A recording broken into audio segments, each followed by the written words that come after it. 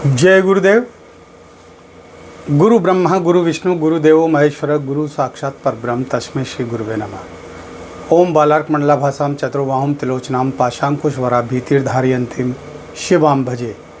या देवी सर्वभूतेषु मातृरूपेण संस्थिता शक्ति रूपेण संस्थिता लक्ष्मी रूपेण संस्थिता नमस्तस्यै नमस्तस्यै नमस्तस्यै नमो नमः। प्रिय दोस्तों नमस्कार। सिद्ध साधनाएं चैनल पर मैं आप सबका हार्दिक स्वागत करता हूं, अभिनंदन करता हूं। आशा करता हूं आप राजी खुशी से होंगे, कुशल मंगल से होंगे। आप सबकी कुशलता की कामना मैं माँ भगवती से हमेशा करता हूं। आप सुखी रहें, प्रसन्न रहें, निरोग रहें, धन धान्य से परिपूर्ण रहें। आपके जीवन में किसी प्रकार के कोई दुख न आए, कोई संकट न आए, कोई परेशानियाँ न आए। दोस्तों इस वीडियो के अंदर मैं आपको योगिनी के बारे में बताना जा रहा हूँ। एक बहुत ही बढ़िया और सिद्ध होने वाली योगिनी पद्मिनी योगिनी के बारे में मैं आपको बताने जा रहा हूँ। हाँ, 64 योगिनियाँ होती है और 36 यक्षिणियाँ होती है, 108 अप्सराएं होती है। तो योगिनी के बारे में मैंने पहले भी वीडियो डाले हैं और ये जो वीडियो मैं बना रहा हूँ ये है पद्मिनी योगिनी के संबंध में। पद्मिनी योगिनी क्या है और इसको कैसे सिद्ध किया जाता है, इसकी साधना कैसे होती है और ये साधक के लिए क्या क्या करती है, वो सब विस्तार से मैं इस वीडियो में बताऊंगा।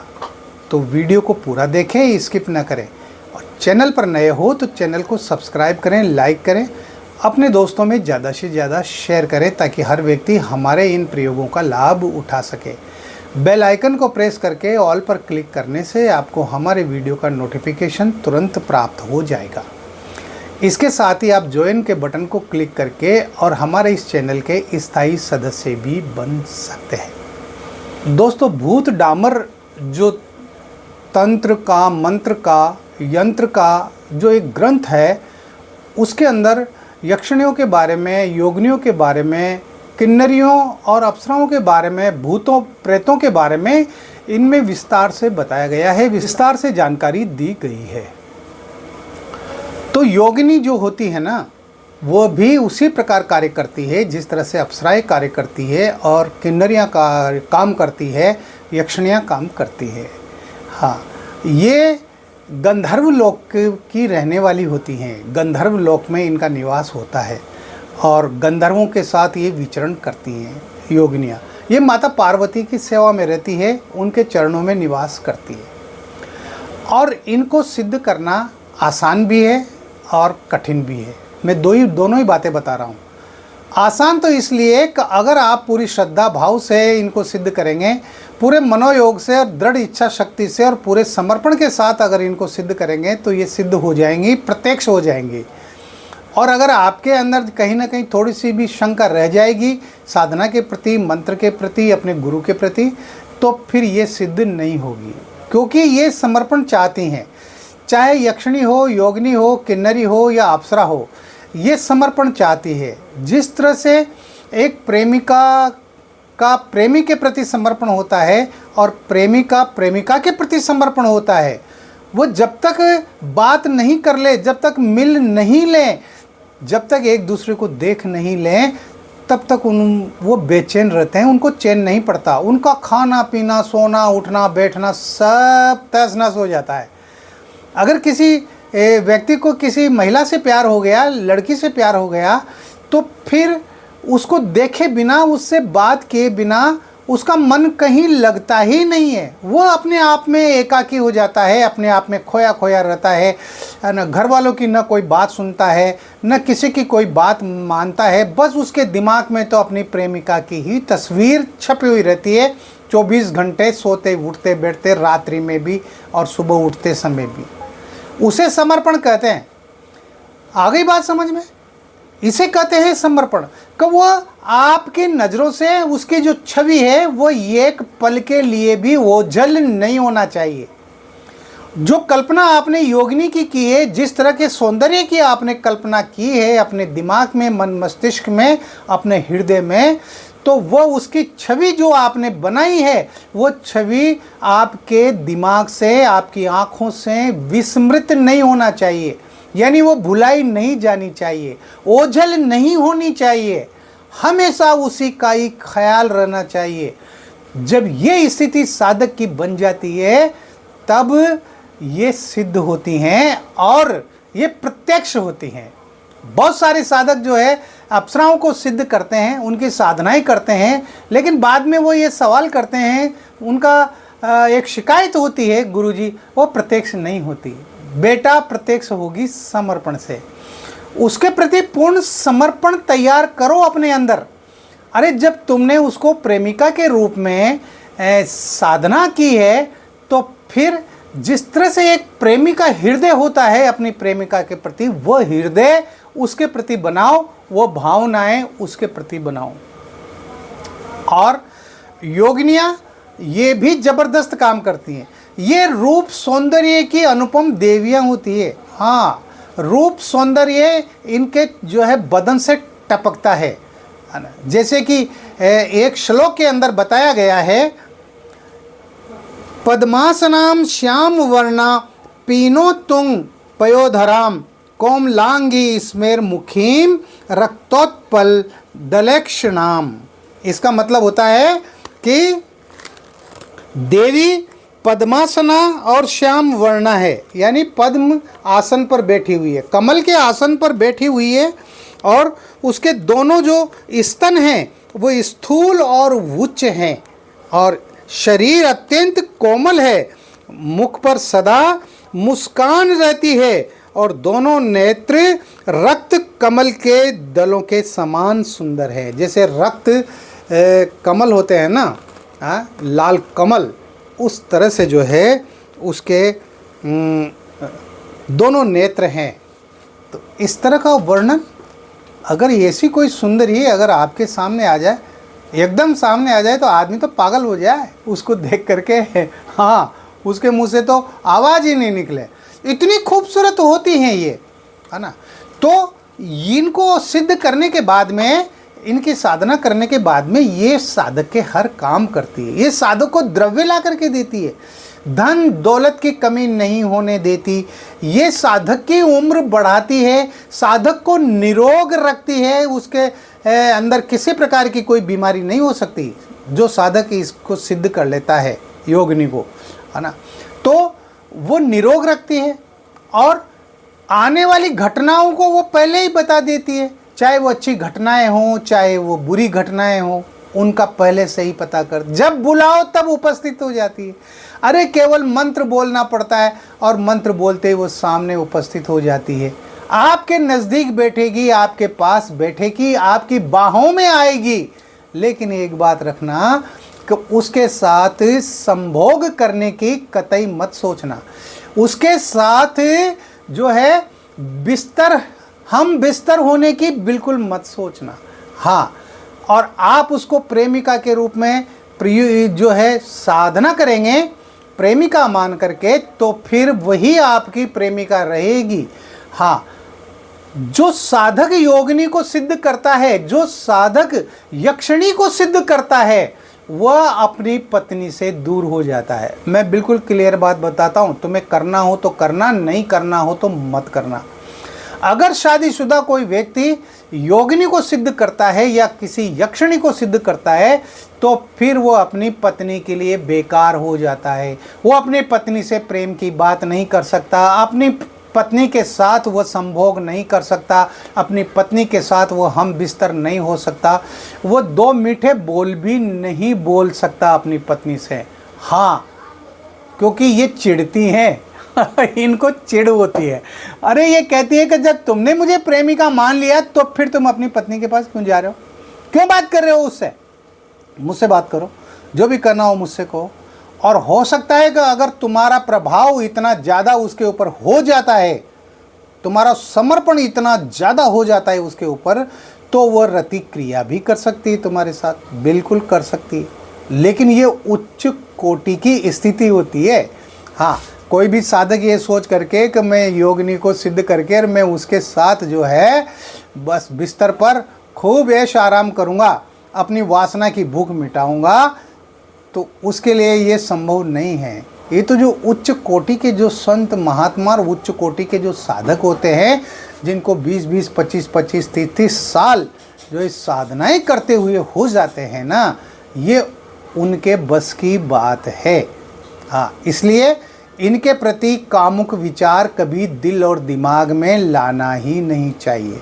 और अगर आपने जोर ज़बरदस्ती की तो फिर वह आपके पूरे परिवार को बर्बाद भी कर देगी, बर्बाद कर देगी। वो बिल्कुल कर देती है, वो पूरी तरह से बर्बाद, आपको फुटपाथ पर ला करके भिखारी बना देगी, वो ये भी कर देती है। इसलिए इनकी साधनाएं बहुत सोच विचार करके करनी चाहिए। YouTube पर आपको जो है बहुत सारे लोग कहते हुए मिलेंगे, अरे कुछ नहीं होता, अरे ऐसा कुछ नहीं होता है ना। आप कभी भी भूल कर भी विश्वास मत करना, ये मैं बता देता हूँ। इसलिए जो है इनकी साधनाएं अच्छी भी होती हैं और बुरी भी होती है, ये हमारी भावनाओं के ऊपर निर्भर करती है। दोस्तों, धरती पर वैसे बहुत सारे साधक हुए हैं जिन्होंने योगिनियों को सिद्ध किया है, जिन्होंने यक्षिणियों को सिद्ध किया है, और जिन्होंने किन्नरियों को और अप्सराओं को सिद्ध किया है। हमारे जो बहुत सारे साधक जिनको हम अघोरी कहते हैं, वो बहुत शक्तिशाली होते हैं, बहुत पूज्य होते हैं वो। अरे वो तो शिव के साक्षात स्वरूप होते हैं भाई। अगर कभी कोई अघोरी आपको मिल जाए ना, तो उसको दंडवत प्रणाम जरूर कर लीजिएगा। हाँ, उनका आशीर्वाद भी फलीभूत होता है, उनका श्राप भी फलीभूत होता है। हाँ, वो सिद्ध पुरुष होते हैं, उन्होंने अपने जीवन को साधनाओं में खपाया है, शमशानों में रह करके, है ना, और उच्च कोटि की साधनाएं करते हैं वो लोग, है ना। तो बहुत सारे हमारे जो अघोरी बाबा हैं, उन्होंने यक्षिणियों को सिद्ध कर रखा है, उन्होंने योगिनियों को सिद्ध कर रखा है उन्होंने, है ना। लेकिन वो दुरुपयोग नहीं करते हैं, वो अपनी साधनाओं का कभी भी दुरुपयोग नहीं करते हैं। वो जनता की भलाई के लिए, जन भलाई के लिए ही अपनी साधनाओं का, मंत्रों का प्रयोग करते हैं। तो यही भावना हमारी होनी चाहिए, है ना। तो पद्मिनी यक्षिणी को कैसे सिद्ध किया जाए, इसके बारे में मैं आपको जानकारी दे रहा हूँ, ध्यान से सुने। इसके लिए आप किसी भी पूर्णिमा से इस साधना को शुरू कर सकते हैं। ये रात्रिकालीन साधना है, 10 बजे के बाद आपको इस साधना को प्रारंभ करना है, रात्रि को 10 बजे के बाद, और पूर्णिमा से पूर्णिमा तक करना है, पूरे 1 महीने।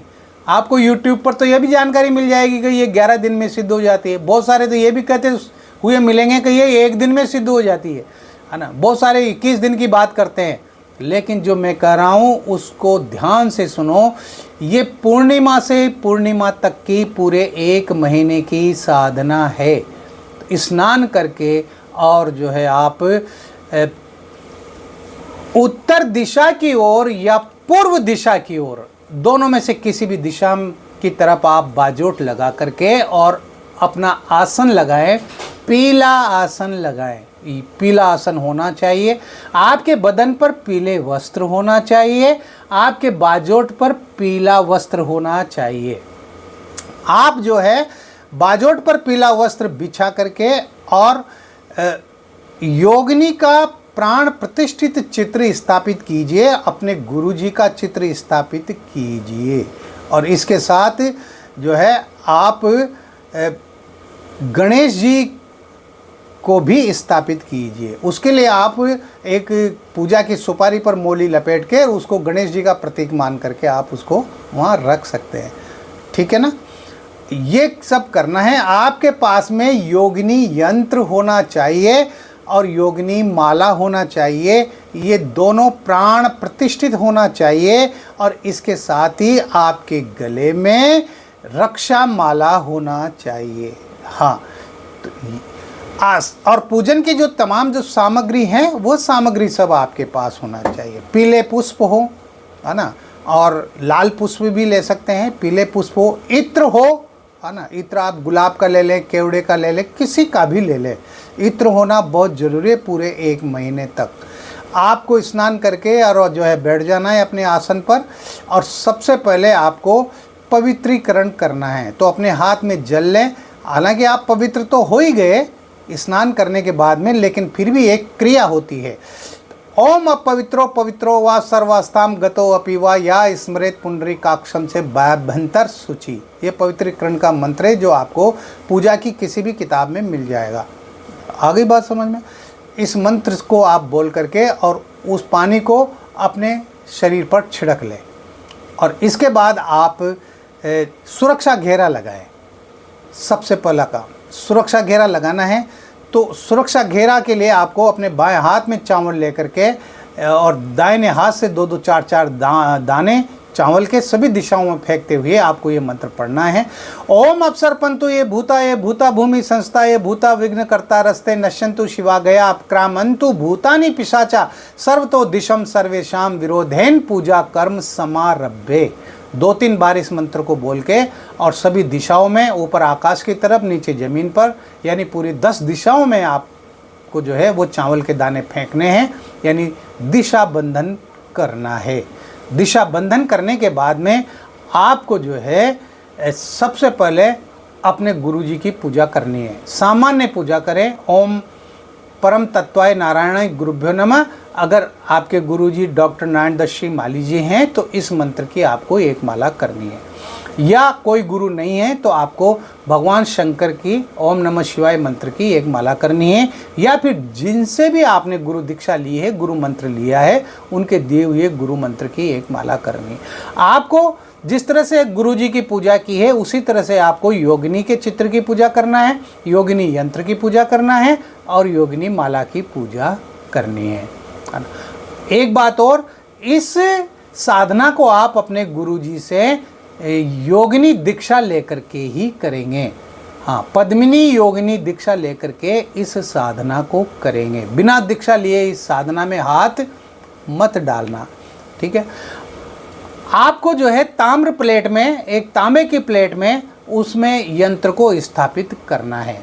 आपको इन सबके इत्र लगाना है, अपने गुरुजी के चित्र पर, योगिनी के चित्र पर, यंत्र पर, माला पर और अपने स्वयं के कपड़ों पर भी आपको इत्र लगाना है। आपके पास में सुगंधित अगरबत्ती होना चाहिए, खुशबूदार धूप होना चाहिए, वो धूप जला दें, खुशबूदार अगरबत्ती जला दें, और गाय का घी होना चाहिए, शुद्ध देशी घी होना चाहिए गाय का। बाजार का घी इस्तेमाल नहीं करेंगे, है ना। उसका आप दीपक लगा दीजिए, दीपक में आप 2 बूंद इत्र की डाल दीजिए। ये हो गया। पुष्प वगैरह आपको चढ़ाने हैं, पुष्प हमेशा पूजा में होने चाहिए। अब इसके बाद में आपको जो है अपने गुरु मंत्र की एक माला करनी है, गणेश जी के मंत्र की एक माला करनी है। ओम गंग गणपते नमः, ओम गणेशाय नमः, जो भी गणेश जी, ओम वक्रतुंडाय नमः, जो भी गणेश जी का मंत्र हो उसकी एक माला करें। एक माला आप भैरव मंत्र की करें, ओम भैरवाय नमः, ओम भैरवाय नमः, इस तरह से। या आपको जो भी भैरव जी का मंत्र याद हो आप उस मंत्र की एक माला कर सकते हैं। एक माला आपको भगवान शंकर के ओम नमः शिवाय मंत्र की करना है। ये मालाएं आपको करनी ही करनी है। और उसके बाद आप जो है संकल्प लें। तो संकल्प लें तो आप दाएं हाथ में जल लें और आप बोलें, मैं अपना नाम बोलें, पुत्रश्री अपने पिता का नाम बोलें, गोत्र अपना गोत्र बोलें, निवासी अपने निवास स्थान का नाम बोलें। हे गुरुदेव, मैं पद्मिनी योगिनी को प्रेमिका के रूप में सिद्ध करने जा रहा हूँ, इसकी साधना करने जा रहा हूँ। ये आज पूर्णिमा से और अगली पूर्णिमा तक ये 1 महीने की साधना है। गुरुजी, मैं आपसे निवेदन करता हूँ, प्रार्थना करता हूँ कि पद्मिनी योगिनी मेरे सामने प्रत्यक्ष हो, मुझे वचन दें, ऐसा आप मुझे साधना में सफलता का आशीर्वाद प्रदान कीजिए। और ये कह करके आप जल को पृथ्वी पर छोड़ दें। आपको ये संकल्प पहले दिन ही लेना है, रोजाना संकल्प लेने की ज़रूरत नहीं है।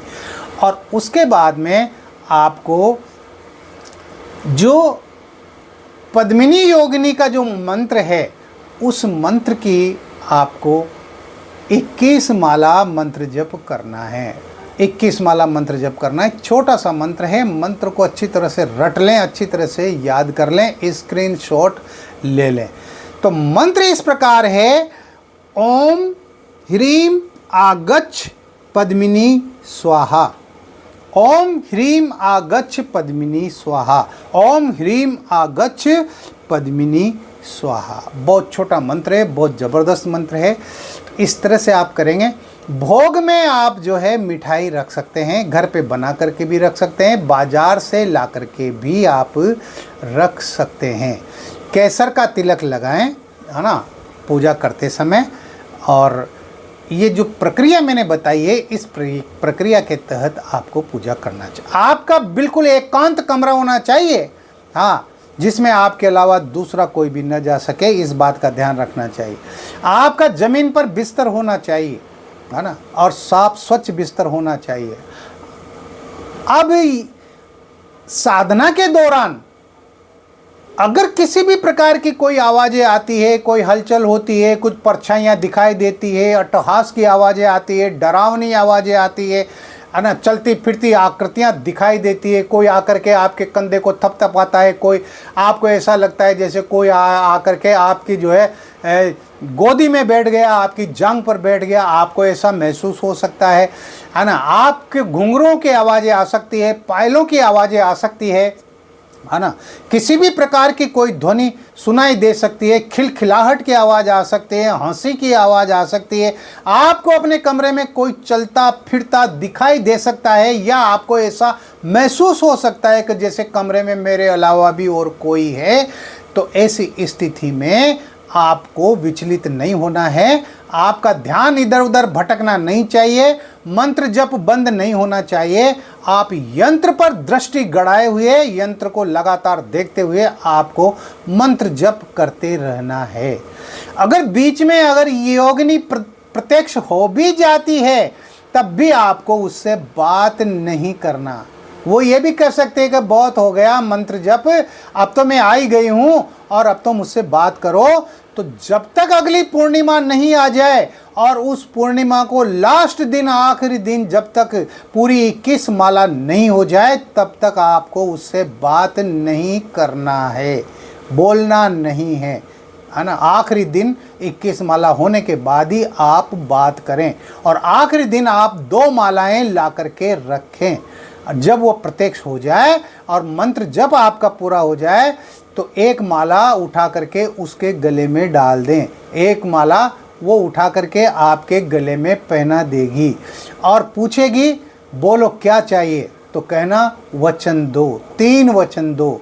तो वो वचन मांगने के लिए कहेगी, तो आप उससे कहें कि मैं जब भी तुम्हें बुलाऊं, तुम्हें मेरे सामने प्रत्यक्ष होना है। मैं जिस कार्य के लिए तुमसे कहूं, वो कार्य तुम्हें करना है। इसके साथ ही मेरे परिवार की सुरक्षा व्यवस्था बनाए रखनी है। और वचन दे करके और वो जो है अप्रत्यक्ष हो जाएगी, यानी वो चली जाएगी।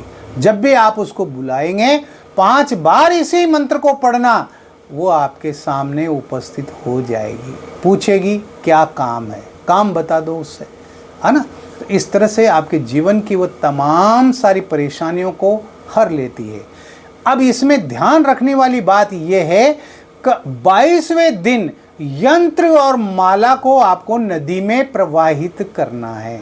हाँ, घर पर नहीं रखना है, यंत्र को भी और माला को भी। आप किसी तालाब में जाकर के प्रवाहित कर दें, या आप किसी नदी में जाकर के और बहते हुए पानी में प्रवाहित कर दें। ये करना ही करना है। जो भोग आप रोजाना लगाएंगे, उस भोग को आप स्वयं ही ग्रहण करेंगे, किसी और को नहीं देंगे। साधना के दौरान आप इस 1 महीने में कामुक विचार नहीं रखेंगे। हाँ, संभोग की बातें, मोबाइल पर नंगी तस्वीरें देखना, है ना, इधर से पोर्न वीडियो देखना, ये सब आपको बंद करना पड़ेगा। आप सिर्फ योगिनी का ही चिंतन करेंगे। उसकी जो छवि है, उसकी जो आकृति है, उसका जो सौंदर्य है, उसको अपने दिमाग में बसा करके रखना है और उसी का ही चिंतन करना है। आपको एक समय भोजन करना है। भोजन में आपको मांस, अंडा वगैरह का प्रयोग नहीं करना है, यानी नॉनवेज का प्रयोग नहीं करना है। लहसुन और प्याज का प्रयोग आपको कतई नहीं करना है। अपनी पत्नी से आपको बिल्कुल भी बात नहीं करनी है, यहाँ तक कि 1 महीने तक खाना भी आप अपना स्वयं ही बनाएंगे। आपकी पत्नी के हाथ का खाना भी नहीं खाएंगे। आपके पीने का पानी भी, मटकी भी आप स्वयं भर के और साधना कक्ष में रखेंगे। देखो नियम तो नियम ही है ना, और जिसको करना होता है तो वो नियमों का तो पालन करता ही है और सफल भी होता है। इसके साथ ही आप झूठ नहीं बोलेंगे, आप किसी को परेशान नहीं करेंगे, आप गुस्सा नहीं करेंगे, किसी से लड़ाई झगड़ा नहीं करेंगे, चाहे परिवार में, चाहे पड़ोस में, चाहे अपने ऑफिस में, दफ्तर में, कहीं भी। इस तरह से जो है आपको इन तमाम नियमों का पालन करना है, ब्रह्मचर्य का पूर्ण पालन करना है। आपको साधना कक्ष में ही सोना है। रात्रि में सोने के उपरांत भी आपको किसी भी प्रकार के कोई डरावने अगर सपने आते हैं, आपको डरना नहीं है। हाँ, डर को तो दिमाग से निकाल ही देना। हाँ, और जिनको डर लगता है ना, वो इन साधनाओं में कतई हाथ न डालें। उनसे मेरा कहना है कि वो इन साधनाओं से दूर रहे। समझ में आ गई बात? तो निडर होकर के और इस साधना को कीजिए। योगिनी आपको माला माल कर देगी, आपकी हर इच्छा की पूर्ति करेगी, और वो सक्षम है भाई, वो सब कुछ करने के लिए सक्षम है। हाँ, वो कुछ भी कर सकती है। वो आकाश, धरती और पाताल में से कोई भी वस्तु ऐसी नहीं है जिसको ला करके वो नहीं देती। पाताल में गड़ी हुई वस्तु को भी ला करके और वो अपने साधक को दे देती है। रोजाना वो स्वर्ण मुद्राएं देती है, सब कुछ करती है वो। इस तरह से जो है योगिनी को सिद्ध करने का मतलब जीवन का आनंद लेना है, जीवन को बेहतरीन बनाना है। तो कीजिए इस साधना को और निडर होकर के कीजिए। इस वीडियो में इतना ही। मिलते हैं अगली वीडियो में नई जानकारी के साथ, नए प्रयोगों के साथ। सिद्ध साधनाएं, ये जो चैनल आपका है, बने रहिए, इस पर देखते रहिए। विभिन्न प्रकार के मंत्र, यंत्र, तंत्र, सिद्धियां और साधनाएं। आप खुश रहें, प्रसन्न रहें, हंसते रहें, मुस्कुराते रहें। जय गुरुदेव।